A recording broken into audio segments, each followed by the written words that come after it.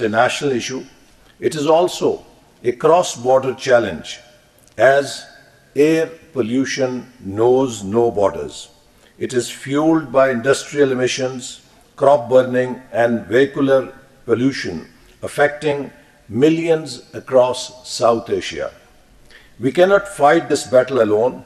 We need regional collaboration for joint air quality monitoring and enforcement mechanisms, shared investment in clean energy and sustainable agriculture, a coordinated policy response to tackle pollution at its source. As the saying goes, we do not inherit the earth from our ancestors. We borrow it from our children. Let us act before we have nothing left to pass on to our children. Ladies and gentlemen, the clock is ticking and we have already crossed dangerous tipping points. At the heart of this crisis is inaction, which imperils us all.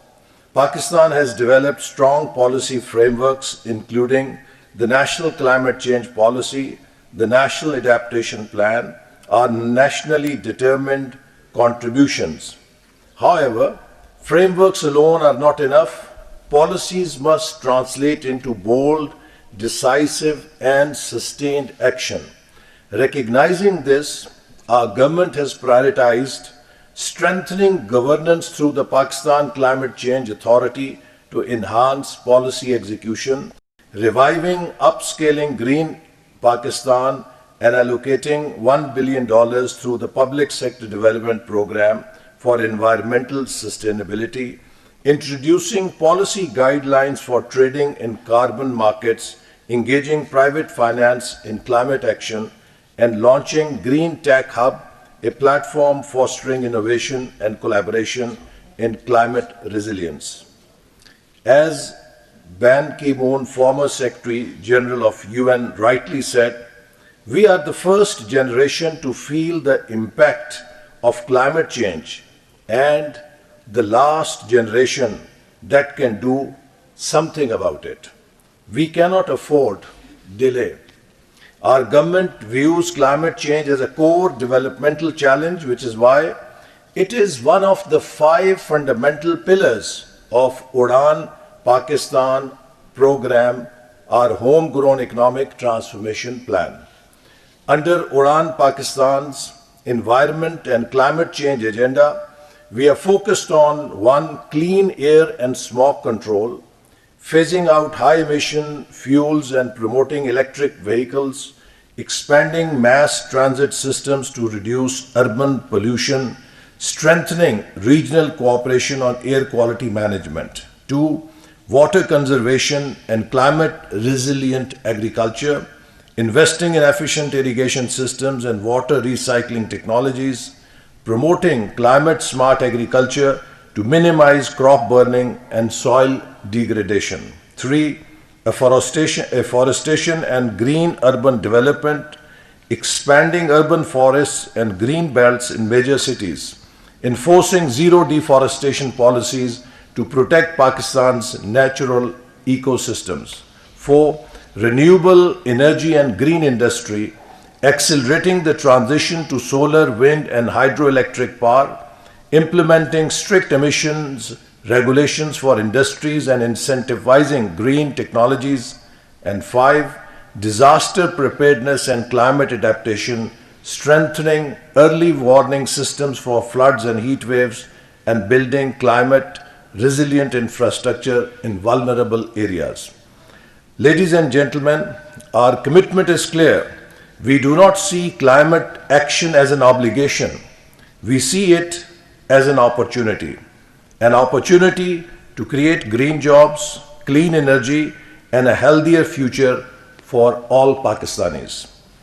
Distinguished participants, climate change is the ultimate test of global cooperation. It cannot be solved by one country alone. It requires a united front. Governments, businesses, civil society, academicians, and individuals must act together. To my fellow citizens, each of us has a role to play. whether by adopting sustainable practices, conserving resources, or supporting government initiatives. To our international partners, Pakistan values your expertise and support. We urge you to deepen collaboration, scale up investments, and stand with climate vulnerable nations in shaping a sustainable future. As US President John F. Kennedy once said, let us not seek to fix the blame for the past. Let us accept our own responsibility for the future. And as President Xi Jinping has emphasized, we must pursue green, low carbon, and sustainable development.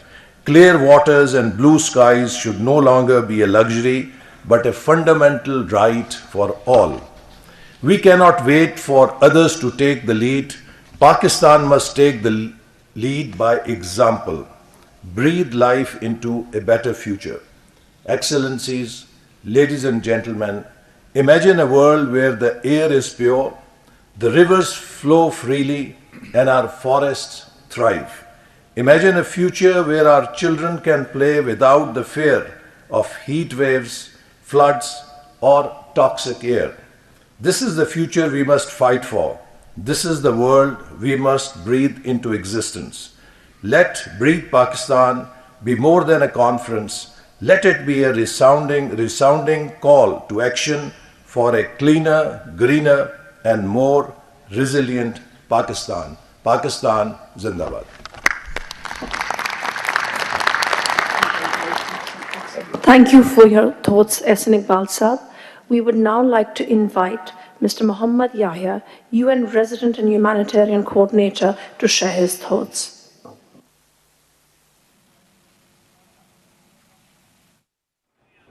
Wazir मनसूबाबंदी